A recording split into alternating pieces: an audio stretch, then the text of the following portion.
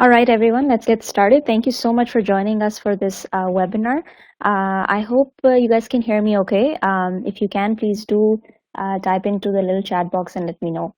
But welcome, everyone. My name is Shanza Alam, and I'm an Education USA advisor at the United States Educational Foundation in Pakistan. If you haven't already, I would recommend that you do set up an appointment with your advisor, take advantage of our free advising services.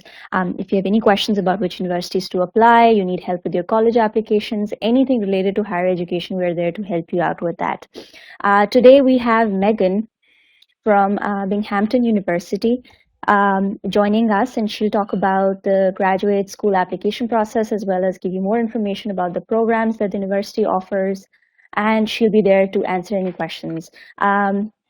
Basically, we will wait till the end of the session for any questions.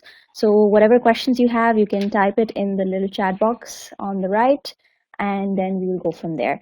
So over to you, Megan. You can just start with your presentation now. Wonderful, and good evening, everyone. Shanza, would you like to be using the video camera or should we just use audio? I think it's better to just stick with audio because that then really helps with our internet bandwidth. Okay, understandable. Sure. Great. Well, again, good evening, everyone. I'm happy to be speaking with you today.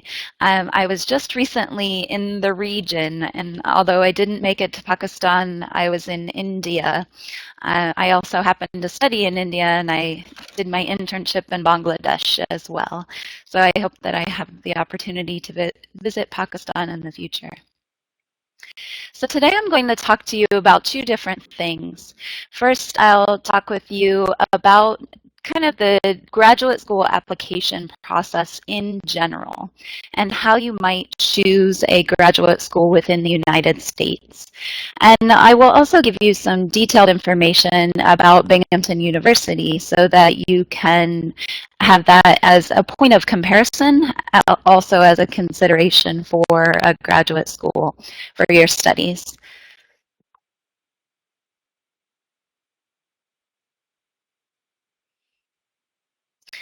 So in considering graduate programs in the United States, you have more than 4,000 universities in the US to choose from.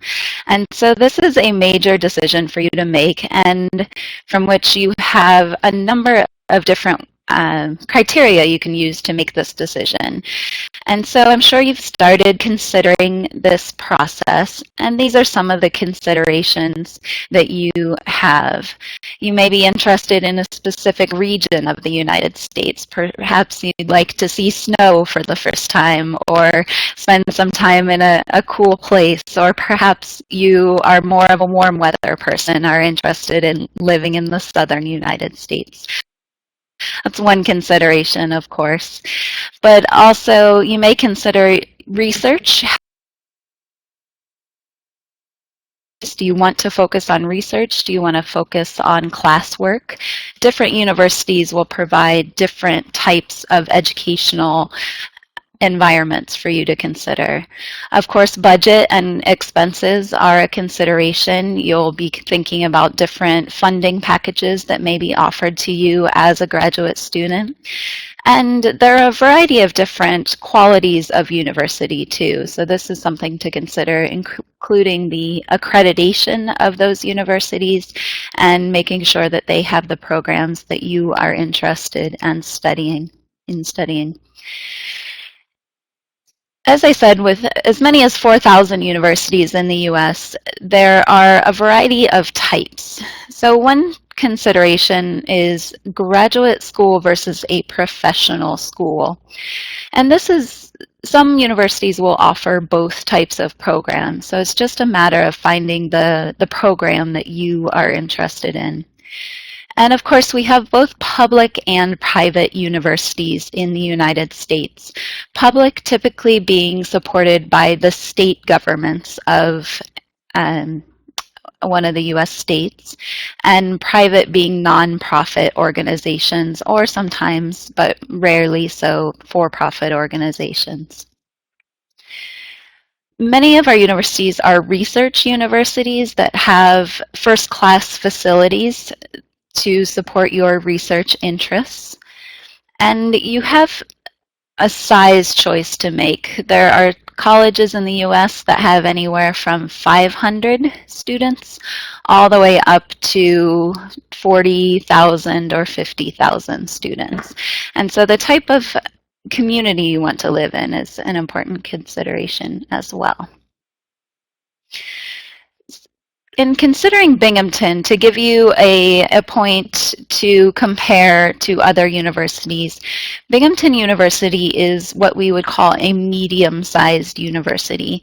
We have approximately 17,000 students on campus. About 14,000 of those students are undergraduate students or earning their bachelor's degree, and about 3,000 plus students are master's or PhD students, what we would call graduate students.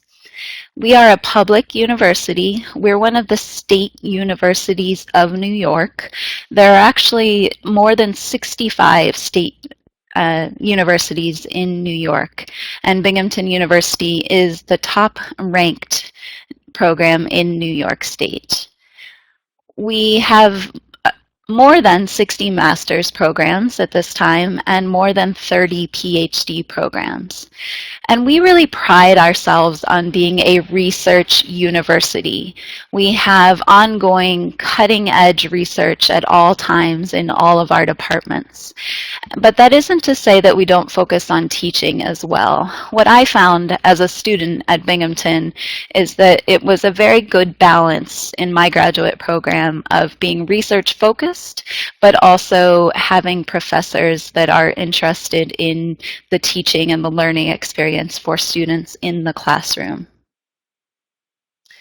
Binghamton University is located, as I said, in New York State. What you can see in the lower left hand is the United States of America, and the darker green portion is New York State. We're in what we call upstate New York. You may be more familiar with New York City, which is about 3 hours driving from Binghamton. This puts us in an interesting position. We're close enough to New York City that if you wanted to have that very urban experience, you could take trips to the city. Many of our students will have internships in New York City, and many will end up having jobs in New York City after graduation. But we are a small community, far enough from the city that it is a quieter and a slower pace of life, and a much lower cost of living. New York City happens to be one of the most expensive cities in the world, and Binghamton, you'll find, is much less expensive than New York City.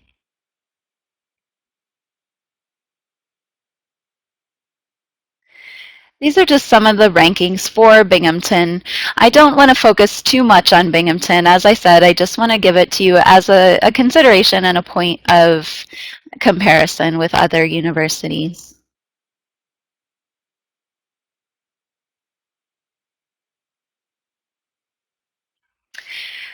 We have more than 90 graduate programs at the master's and PhD levels. Within our School of Management, we do have programs in accounting, a Master of Business Administration, as well as a management PhD.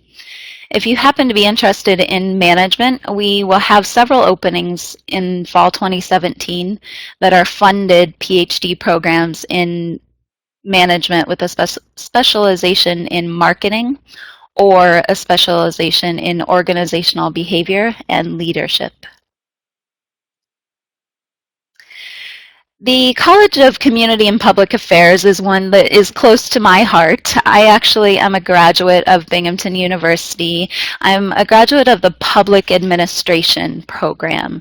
I finished that program in May of 2015, shortly before starting this position with the university. And within public administration, you can focus on governance from the nonprofit or NGO perspective, or you can focus on the government perspective. I focused on nonprofits and the international side of public administration, which is why, as I mentioned, I completed my internship for that program with the United States Agency for International Development in Bangladesh. You can see at the bottom of this list, we do also have a program in public health. Fall 2017 will actually be the first year of this program. It's an exciting time for us in developing several new programs. I think that had I been looking for, had I had the option at the time, I probably would have studied public health as well. We do have a School of Education. Another new program for us is the Education TESOL Master of Arts or Master of Science in Education. TESOL is Teaching English to Speakers of Other Languages.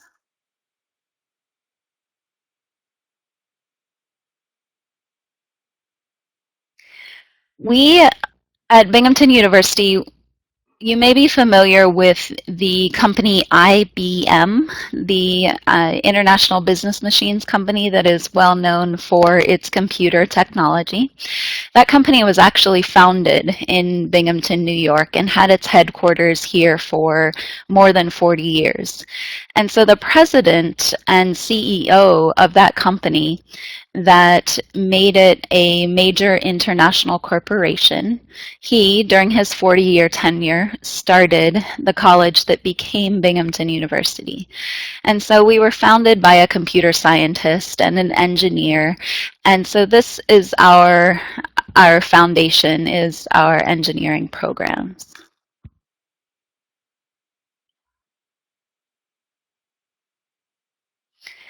We also have fine arts and humanities programs. I should have mentioned before, this is not a comprehensive list of all of our programs. This is just a short list of some that may be of interest. We have a theater program. We also have an opera on campus, and many of our theater students are actually vocal students as well. In terms of science and mathematics, we have a number of programs, as you can see here. Applied Statistics is a new independent program for the university, recognizing that statistics and quantitative analysis is growing in importance. This has become a new program for us. It's separated from our mathematical sciences program.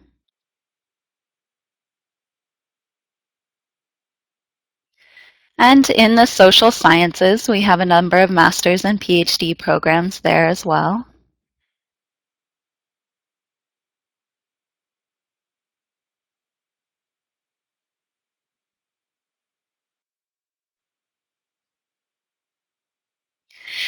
So with that introduction to Binghamton, now we'll go back to a more general consideration of all graduate programs and of the graduate school application process in the United States in general. And so the remainder of this will be speaking more generally about the process to really help you to understand. I should also mention that I am an admissions advisor, and so I work all over the world, and I see an important part of my job as really helping with the application process. As someone who's been through the process myself, not as an international student, but as a US student, I recognize that there are many different application processes, sets of instructions, different types of documentation requirements. And so if you do have any questions at any point, I am happy to help answer those about Binghamton specifically and more generally if I'm able. So an important consideration in the graduate school consideration process is the costs and funding for studying your master's or for a doctoral or PhD program. When you are thinking about funding a master's program in the US, you will hear the term assistantships a lot more often than you will hear the term scholarships. While scholarships tend to be a grant of some kind, you're given money to study at a university, or that money is contributed to the cost of tuition. Assistantships, on the other hand, typically include a work component. And the work component of an assistantship means you can work up to 20 hours on campus as an international student. And this work may be research within the department. When I was a student at Binghamton, I was a research assistant within my department. And so I worked closely with professors working on research related to public administration all over the world, actually. And if you're in a more technical field or lab-based field, this may be lab-based research with a faculty member as well. And outside of those department assistantships, there are also other graduate assistantships that you may find on campus. On Binghamton's campus, we have more than 100 of these positions. And so it's a bit confusing. These types of positions will also be called graduate assistantships often, but you apply to them as if they were a job on campus. You would submit an application and you would have an interview. At the doctoral level, there are also assistantships available. At that level, typically in your first year or two, you would be taking mostly coursework, and then you'll have the opportunity to do research or to have a teaching assistantship, which would be funded or contribute. You may get a stipend, or the funding may contribute to your tuition expenses. And fellowships are an opportunity at the PhD level as well, where you would just be funded for studying at a specific university. There are some external funding opportunities as well. I know that Pakistan typically has Fulbright students and Fulbright funding available, so I would encourage you to look into that as an option. And your national government may have some funding opportunities. And we find that many corporations are investing in their own employees and providing opportunities for higher education. We see this often in fields related to petrochemicals, or sometimes more generally in STEM fields. Most graduate school applications now are online, and so this will save you the burden of having to have everything on paper and sending those papers to the US.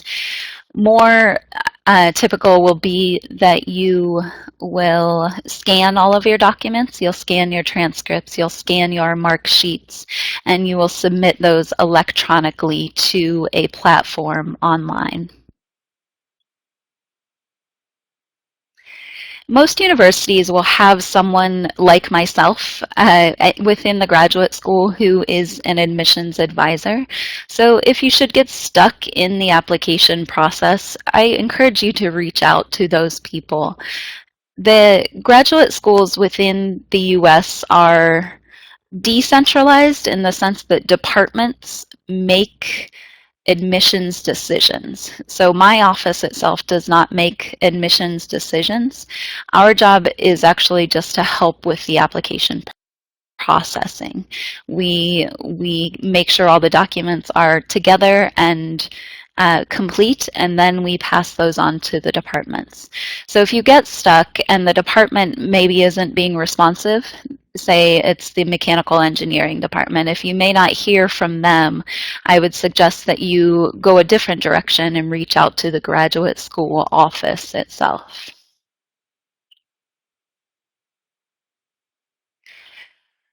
Pretty standard requirements across most graduate programs. In certain specialized programs, whether they be medical or pharmacy, or perhaps something that has more of a writing emphasis, you will see that there are different requirements for those types of programs. However, these are some of the basic requirements that you'll find. You will need to submit your transcript from your undergraduate degree, your bachelor's degree. If you happen to have a postgraduate master's degree, you could submit those transcripts for consideration as well. Most programs will have some sort of a standardized testing requirement. This could include the GRE or the GMAT. If you are interested in law school, that could also include the LSAT or different programs, the MCAT. For different types of professional programs, there are different exams. So this is a long process, and you should give yourself plenty of time to take these exams, submit the scores, and submit the completed application to the individual universities. You will also be asked to submit a personal statement. And I'll talk a little bit more about the personal statement on a following slide. That tends to be a bit of a difficulty, a bit of a challenge for some students from outside the US, as it's a fairly new concept for them. And you'll submit a resume or CV. Most universities, I would say, are very flexible in terms of the formatting for a document like this. We here at Binghamton, and I would assume most places, do not expect that this is a one-page document. There's some rumors in the US that resumes should just be one page, but I wouldn't suggest that you limit yourself to only one page. By this point in your life, you've had several years of education, you've perhaps had some work experience, some research experience, and you do want to have the opportunity to communicate all of those relevant experiences. You will also be expected to submit letters of recommendation. Again, this is typically a digital process. Sometimes those letters can come in via email. The way it works with us is that within our application system, you will submit the email address and name of your recommender, and our system will email them directly to submit the recommendation to the application itself. A number of different processes for this, so I would suggest for each university that you look into that process. So as I mentioned, I wanted to speak a little more specifically about the personal statement. As I've had these conversations around the world, I've figured out a new way of communicating how it is we can think about the difference between some of the more quantitative or quantitative aspects of our applications to graduate school. I would include test scores on that side, and I call that the science of the graduate application. So the science is the things that are in the world that are known. These are the realities. By this point, you can't change your test scores. By this point, your transcript is what it is, and so you'll submit those as is. But the art is where you get to have a little bit of creativity. Art, in my mind, is about creativity. It's about creating connection, and it's about communicating or expressing yourself. And so this is how you can think of these three documents. The personal statement is really your opportunity to be creative and express who you are and what makes you special as a student. This is your opportunity to fill in any holes that there may be in your resume or in your transcript. So say that you had some difficulty one year because of a passing of a family member, and your grades reflected that. That's your opportunity in your personal statement to say, in this semester I was not doing my best work, but I know that, but you'll see that I was more capable and reflected that in my scores in other semesters. It's also an opportunity in your personal statement to express passion for the work that you do, for the research that you do. A little bit of that kind of colorful language is allowable in this situation. You can say things like, I'm passionate about the study of biotechnology, or I am excited to learn more from you and your faculty. I'm looking, you can use some of that expressive language to show your commitment and your dedication and your enthusiasm for the program in which you want to study.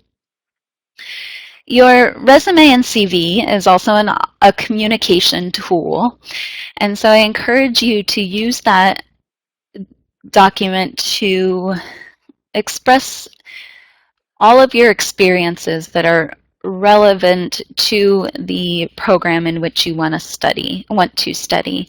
And so you can talk about all of your research experience. That will be important at most master's and PhD level programs. You can include work experience. That is valid and relevant. I often hear the question, is it a bad thing that I am not going directly from my bachelor's program or from my master's program into a PhD program? Some prospective students are concerned that having a gap where they were working might be seen negatively. But I would counter and say that rather than that being negative, it's actually quite positive that you do have some work experience. It shows some maturity and gives you an opportunity to show that you have other professional skills. And your letters of recommendation are also a consideration in how you're going to communicate what it is that makes you special as a prospective student. And so letters of recommendation can come from either professors if you recently graduated or are still studying. They can also come from professionals if you have a supervisor at a company you've worked with. They could also come in certain circumstances from community members. And so if you have volunteered with an organization, or if you've worked very closely with Education USA, you may have the opportunity to have a recommendation from more of a community member who can speak to your leadership skills maybe, or perhaps your commitment to education. These types of things could be valuable in your application. And so that's what I like to think of, the art and the science. There are the knowns, there are the objects which are a bit difficult to change at this point, but then you do have the opportunity to clarify what those documents would suggest and add some creativity to your application. Now, transcripts they're different for every university, as you can imagine. And so you do want to make sure that they have certain things included. We will need your marks sheets typically, so you will have to submit that with your transcript. If you have earned your degree already, your official transcript should show the type of a degree you've earned, as well as the date that you earned that degree. And if the degree conferral is not on your transcript, you may have to submit a diploma as well. Typically, what you will submit with your first initial application is what we call an unofficial transcript. So when you have a paper copy of a transcript and you scan it and submit it to us, that is an unofficial transcript. And that will be used in consideration for your application. Then your official transcript is something that you will usually bring with you to campus when you arrive for your studies. And so that's the difference between the unofficial transcript and the official transcript. You'll bring the official with you typically. Some schools may require that you do submit an official copy. Other schools will require that you have an evaluation of your transcript. Some of the major evaluators you may have heard of: WES or WES or ECE. These are credential evaluation companies. You submit your transcript to them and they verify it for the U.S. university. Binghamton University does not require credential evaluation, but some programs will require that you have that evaluation done. If, like Binghamton University, we don't require it because we have more than 3,000 international students on our campus. And so you can imagine we get thousands of applications each year from countries over, more than 100 countries around the world. We have become quite familiar with a variety of transcripts, and so we do the evaluation in-house. We also will convert your GPA. That's part of the evaluation. In the US, most GPAs are on a 4-point scale.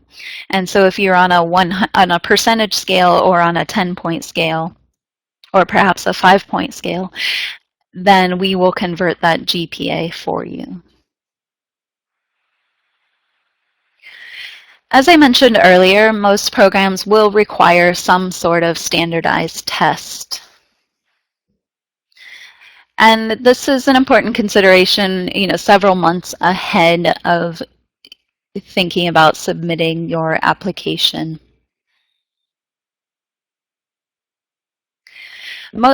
I would say more than 90% of our graduate programs require either the GRE or the GMAT. We, at Binghamton University, our public administration program does not require the GRE. And our Sustainable Communities program does not require the GRE. The GMAT is only required for the MBA program, but they also accept the GRE. And I personally am less familiar with the MCAT and the LSAT. We at Binghamton don't have a medical school, and we don't have a law school. And so these exams I am less familiar with.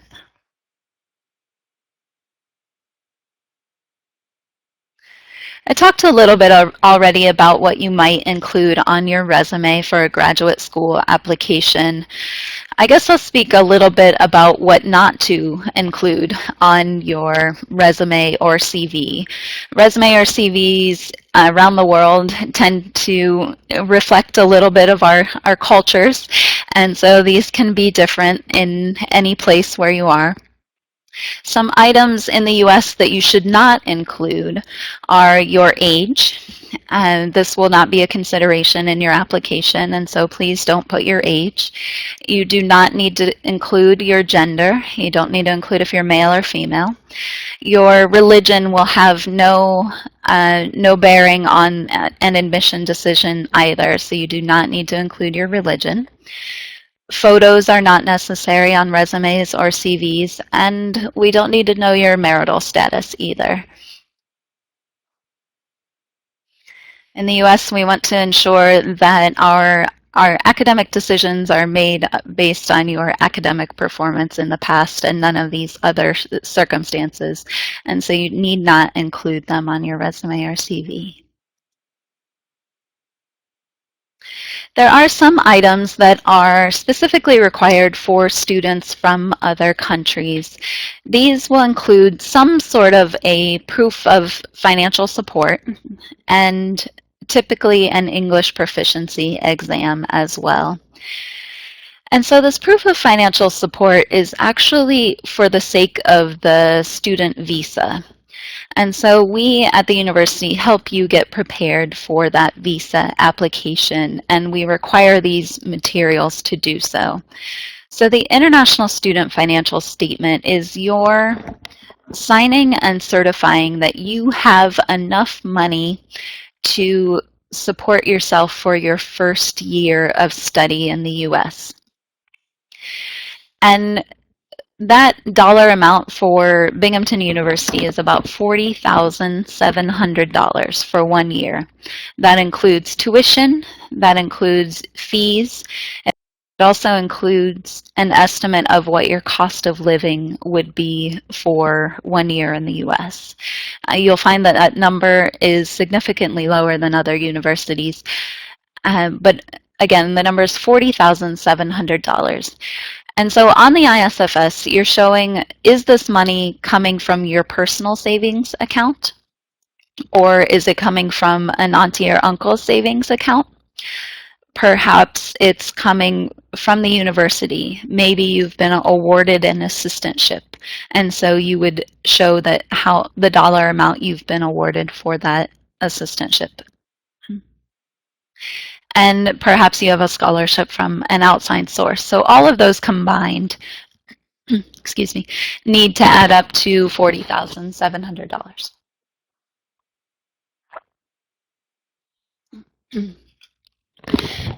And then your proof of financial support, that is the document that supports what it is you've said on your ISFS.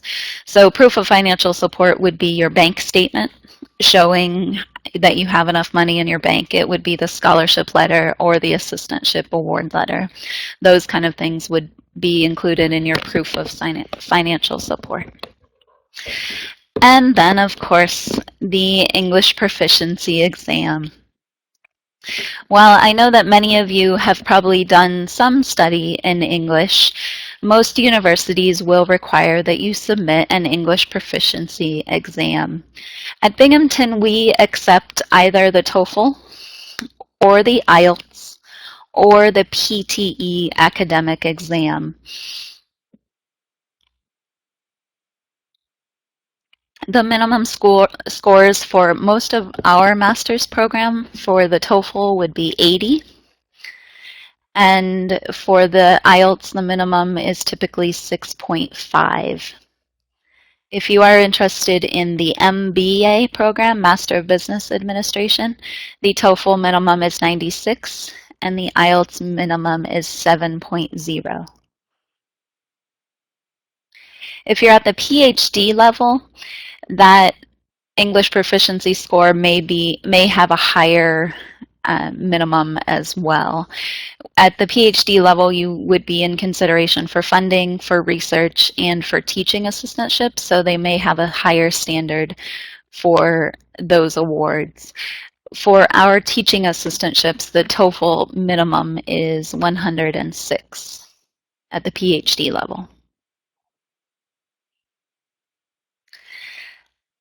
And so this is just to show the different, these are actually the 4 seasons in Binghamton, New York itself. We have all 4 seasons, spring, summer, fall, and winter. Right now, as I'm sitting in the conference room here in Binghamton, New York, I'm seeing snow outside on the ground. It's the beginning here of our snowy season. But thankfully not enough snow that my commute to work was difficult this morning. And so I see that you have had many questions. We will answer some of those questions now. And you can also reach out to me at my email address. I'm happy to answer your questions kind of in general about the graduate school application process, and I'm happy to answer questions about Binghamton, our programs, our community, and help you make connections with the academic departments as well. And I do have to say, I've worked closely with Education USA all over the world. And so really the best resource that you have for your graduate application is working with Education USA. They provide these wonderful free services that are there just for you, just for you as students who are interested in studying in the US. So I'd encourage you to connect with them as well. And thank you.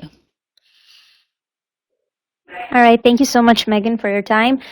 So if you guys have any questions, please you can type it in the little chat box here. I believe there were a lot of questions about the GRE. Is there like a minimum GRE score? GRE is one of those items that is not a hard minimum. When at the graduate level, your application will be considered, you'll hear the term holistically very often. So when an advisor says holistically, what they mean is they'll consider your GRE score as well as your TOEFL score, as well as your GPA, your experience, all of these things. And so with that in mind, GRE does not have a hard minimum. For most of the graduate programs at Binghamton, the minimum would be around 300. But again, that's not a hard minimum. So if you're slightly below 300, if you're competitive in other ways, your application will still be considered. Great, thank you. And I believe there was another question about PhD programs specifically. The question was that do the students have to reach out to the faculty members first before applying, or does that not matter at all? Sure. When you're thinking about PhD, you will work very closely with faculty members.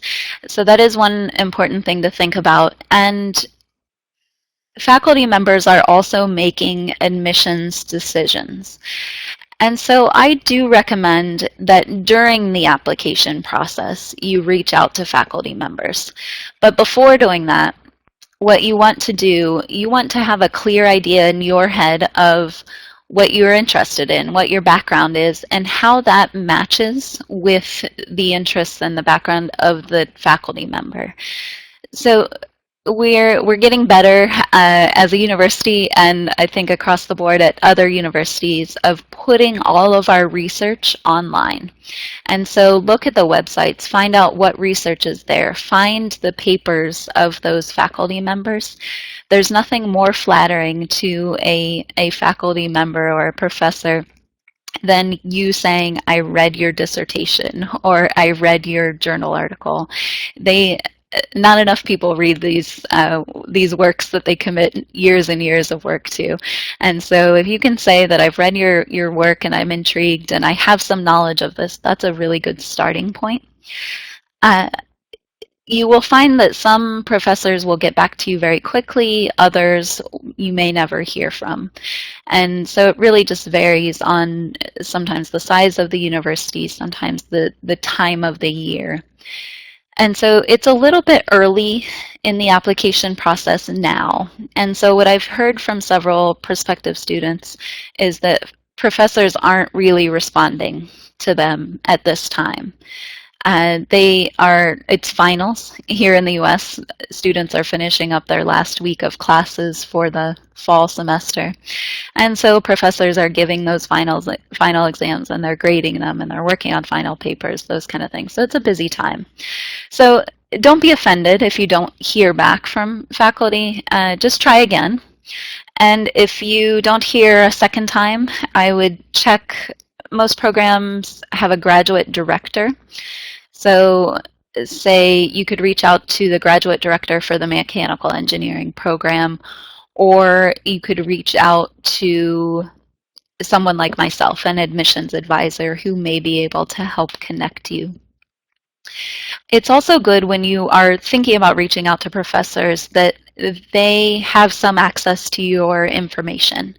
So if you've already started the application, that's a good time to reach out to a professor, because if you've started the application, your resume is in a central place where they might be able to access it, and some of your scores. They're more likely to respond if they know something of who you are. It's not their job to kind of field very introductory questions about the application process and about funding, those kind of things. That's really my job.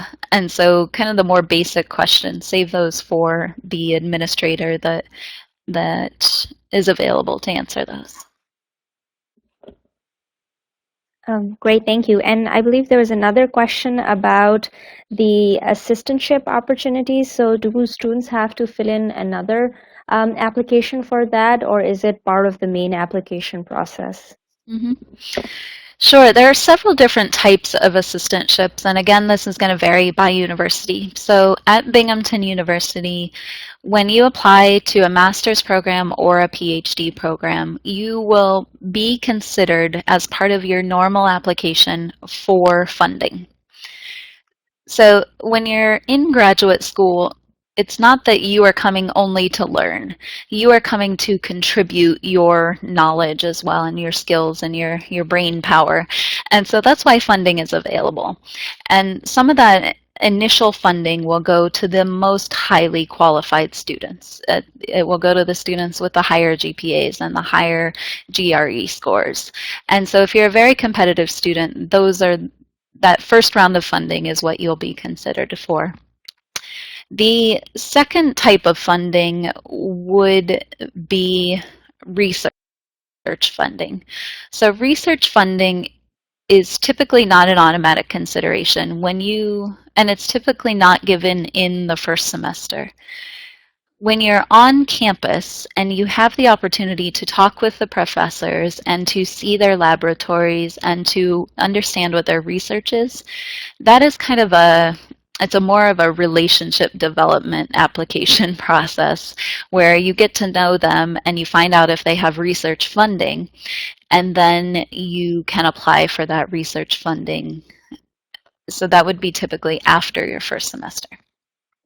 And the third type is the graduate assistantship that might be in another office on campus. And so those graduate assistantships, they're called graduate assistantships because they are reserved for graduate students, but they're scattered across different offices on campus. And so those are actual job applications that we post all 100 plus of those job descriptions on our website. You can find those and apply to those directly. So it's a long answer. There are different mechanisms for different types of funding. So it's worth looking very in-depth at the websites for different universities. Great, thank you. Do we have time for another question? I have time. Okay, perfect. So one more question was, I think, about transfer students. So do you guys accept transfer students? Transfers at the graduate level, it is an option. It is complicated to know if your credits will transfer or not. The only way to answer that question is to have your transcript ready and share that with the academic department. It's not something that I can evaluate. It's the department that would recognize if they can accept some of those credits or not. So it's a really it's a very individualized process.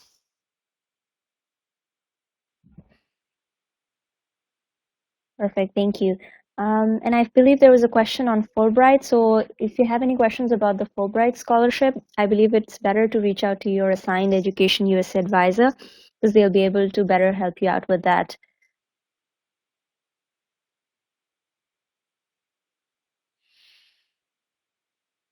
And do we have any more questions at this point? I see a question about, is the GRE necessary for a certain program? I think it was economics. And yes, GRE is necessary for economics. And I think there's another question about how much of the assistantships positions can cover the cost. Mhm. And working up to 20 hours a week, you can at Binghamton earn up to $20,000 for the master's level. And so that $20,000 is typically divided between a $10,000 tuition fund, so that would go towards your tuition costs, and then $10,000 in stipend. And so our tuition for master's programs is $22,000. So that $20,000 very nearly covers the full cost of tuition. And that's for typically 20 hours of research or work per week. At the PhD level, that is different for every program. As I mentioned, our PhD in management program has some funding available for next year in marketing and organizational behavior. And those funding packages are at least $18,000 per year. Great.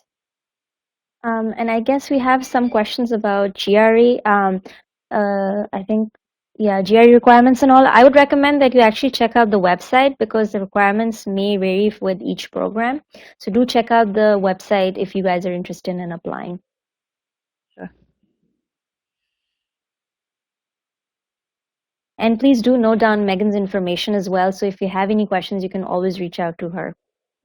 Yeah, absolutely. I see that there are some specific questions about specific areas of study, cryptography, and other things.